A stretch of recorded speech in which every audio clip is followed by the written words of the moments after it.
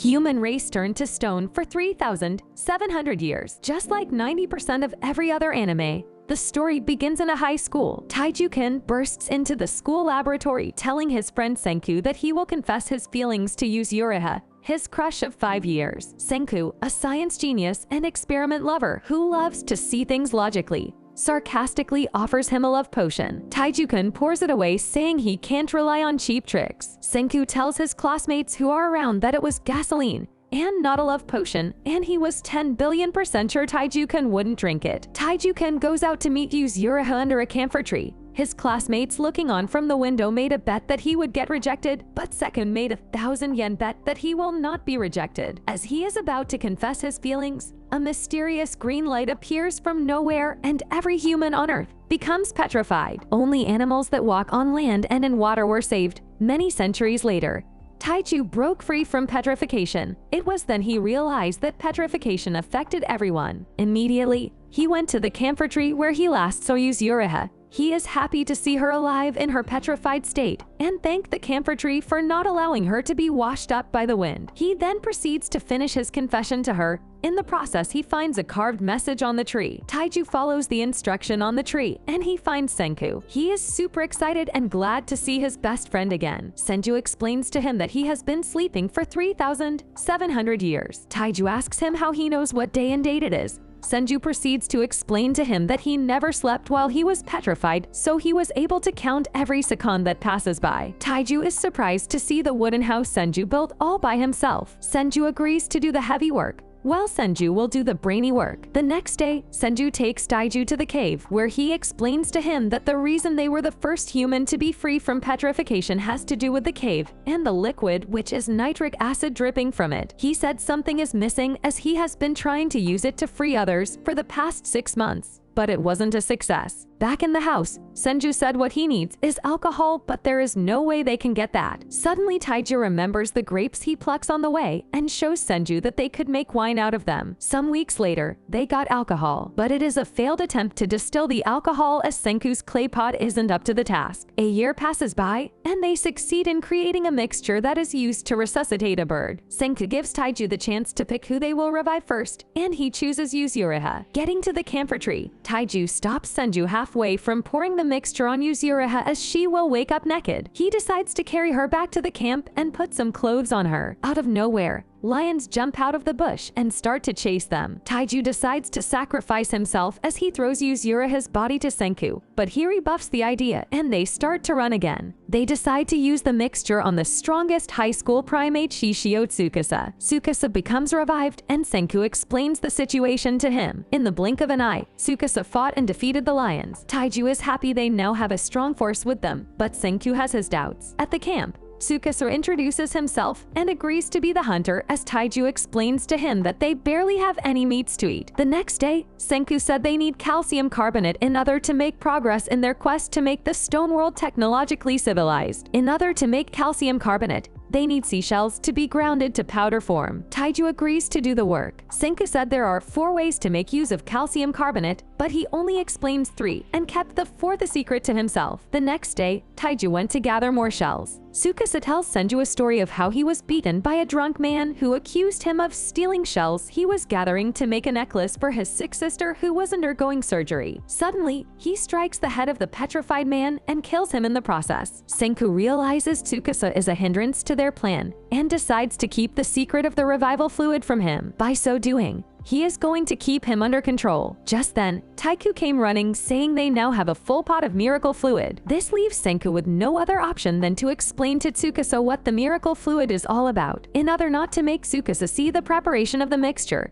he makes him go to the cave to get more fluid. Immediately after he left, Senku starts preparing the mixture for Yuzuriha's revival. He explains to Taiku that he doesn't trust Tsukasa. They poured the revival fluid mixture on Yuzuriha, and although it takes a few minutes before it starts to react, Yuzuriha becomes revived. Tsukasa runs back to the camp to confront them for lying to him. Taiju runs to attack him, but Senku brings out his hidden bow and shoots at Tsukasa. He catches the arrow in midair and kicks Taiju. Tsukasa commends Taiju for not falling from his kick and then threatens to kill Yuzuriha. Taiju collapsed to the ground as he is trying to shield Yuzuriha from Tsukasa. The kick did affect him after all. Tsukasa tells Senku to focus on protecting Yuzuriha and not worry about the petrified statues, as he gets his spear to go and hunt for animals. Senku devises a plan to run away and to make a secret weapon of science to get rid of Tsukasa. They set out on a journey to get the secret weapon. Tsukasa returns to find out that they have destroyed the camp and run away. He immediately caught up with Senku's plan that he is trying to make a weapon of science to destroy him. The trio of Senku, Taiju, and Yuzuriha got to their destination, and Taiju makes them know that the secret weapon of science he wants to make is gunpowder. Meanwhile, Tsukasa already tracks their footsteps and figures out where they are heading to. While Senju is getting materials to make the gunpowder, Taiju and Yuzuriha are taking a rest in a hot spring. Taiju then tells Yuzuriha that once they save humanity, he is going to finish what he was about to tell her 3,700 years ago. Senju gets the 3 ingredients needed for the gunpowder preparation. The only thing left is just to mix them. While trying to pound and mix the ingredients, Taiju accidentally blows up the whole preparation and causes an explosion. Senju then explains to them that the gunpowder isn't purposefully prepared to kill Tsukasa, but negotiate with him. But if the negotiation fails, he will have to kill him. Suddenly, they sight a smoke signal from afar. Senku realizes there are other people with them in the stone world. They then decide to send the signal back by causing another explosion. By doing so, Tsukasa was able to detect their location as he saw the huge smoke from a long distance. Thereafter, Tsukasa grabs Yuzuriha from behind and holds her hostage. With Taiju not around, it was just him, Yuzuriha, and Senku. Yuzuriha grabs the edge of the knife pointed at her neck and decides to take her own life, so Senku won't have to reveal the secret preparation of the miracle fluid. Senku eventually gives up the secret to Tsukasa as he doesn't want Yuzuriha to die. Tsukasa then said to him that there is no reason to keep him alive anymore. Meanwhile, in the forest gathering wooden sticks, Taiju discovers more smoke signaling fire. Tsukasa says the only reason he won't kill Senku is if he agrees to give up on science. At that point, Senju gets flashbacks from his childhood, how he, Taiju, and Yuzuriha planned to build a space rocket, and how his father sold his only car to get him scientific equipment and books. This makes him conclude that he will rather die than give up on science. Tsukasa then agrees to kill him, but he promises to make his death painless by crushing his cervical nerve in one blow. Taiju runs back from the forest, but it is too late as Tsukasa already strikes Senku dead. Holding Senku's lifeless body on the floor, Taiju grievously cries for Senku to open his eyes. He then lifts up a huge stone rock and throws it in the air. This distracts Tsukasa and gives Yuzuriha the opportunity to throw some gunpowder, which Tsukasa kicks, but the effect causes a huge explosion. He isn't hurt by this, but it gives away the chance for Yuzuriha and Taiju with Senku's body to escape. Taiju realizes Senku will never give his life up for anyone regardless of the situation. He and Yuzuriha try to crack their brain for hints. Eventually, Yuzuriha remembers that Senju always cracks his neck and head always. They decide to check the back of his neck, and they discover a petrified stone there. Yuzuriha immediately pours some miracle fluid on it, hoping it will heal him and bring him back to life. In his unconscious state, Senku remembers memories from when he woke up in the stone world, how he struggled for survival, trying to hunt down animals for food, trying to start a fire, and also trying to build his wooden house. Also, how he tried to revive the bodies of humans in petrified states. The next morning, Senku regained consciousness and acknowledged both Yuzuriha and Taiju for noticing the petrified potion on his neck. He tells them that he intends to send both Yuzuriha and Taiju to infiltrate Tsukasa's camp. Since he is dead to Tsukasa, he wants to go and look for the mystery people who sent the signal smoke. The purpose is to build an army to fight against Tsukasa, who is going to revive a lot of people and make an army out of them. After giving them the task, they both went their separate ways. Tsukasa encounters a young girl who attacks him, but he had no issue dealing with her without breaking any sweat. The girl says she saw how Tsukasa killed Senku and held Yuzuriha hostage. In a bid to avoid the girl posing any threat to him, he cuts a log of wood that landed on her. Watching from a mountaintop, Senku rushed to the spot only to find the girl trapped under a big tree. Senku devised a plan and quickly created a pulley using woods. He then pulled the tree off the girl. She introduces herself as Kohaku and she says she has taken an interest in liking him. In the middle of the night, Senku wakes up to find her guarded and sleeping with her swords ready to attack. He tells her he isn't interested in a lioness like her, which got Hohaku infuriated. Kohaku says she will help Senku fight against Tsukasa and offers to take Senku to her people so he can make an army out of them. The next day, they both went to a hot spring to get a jar of water which Hohaku lifted. After a short while, Senku asks to carry the water jar, but he collapsed right away. They got to Hohaku village, and Senku is surprised to see a lot of people living there. Getting to the village gate, two boys suddenly attack Senku, but he is immediately protected by Kohaku. Kohaku tells them that Senku had saved her life,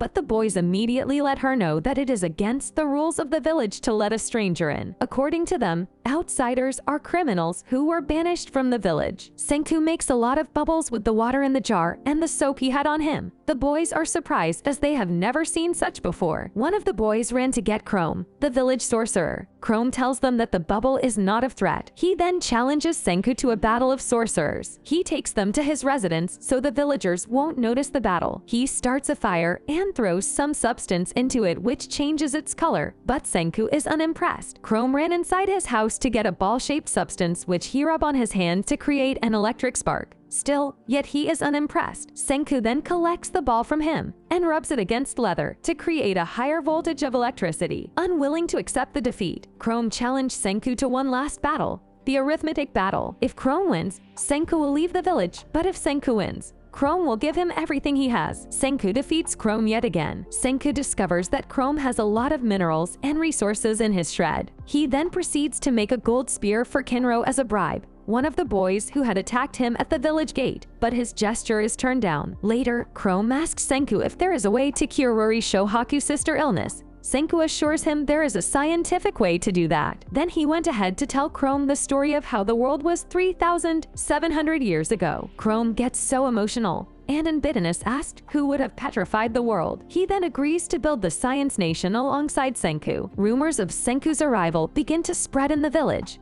with many saying he is the criminal that was banished from the village a long time ago. Kohaku's father, the village chief, got to know she is responsible for bringing a stranger to the village. He is pissed that despite disowning her, she still doesn't obey the rules. Senku explains to Kohaku and Chrome the plan to create antibiotics, the cure to Ruri's disease, but they will need a lot of manpower. At night, Senku explains to them that the earth is always rotating. Yoruzuha, surprised by this, asked why she isn't falling off the tree. He tells her it is due to gravity. The next day, the trio went to the river to collect irons and with magnets which are needed for the production of iron. They met Suika, a little girl who always covers her face with watermelon. She offers to join them in gathering iron sand. Senku says he is interested in Ruri because of the knowledge and stories she shared with the villages. This didn't go down well with Chrome as he couldn't bear Senku saying he is interested in her. The trio together with Suika stays the whole night, blowing oxygen in the furnace as they try to heat the iron sand, but their effort is to no avail.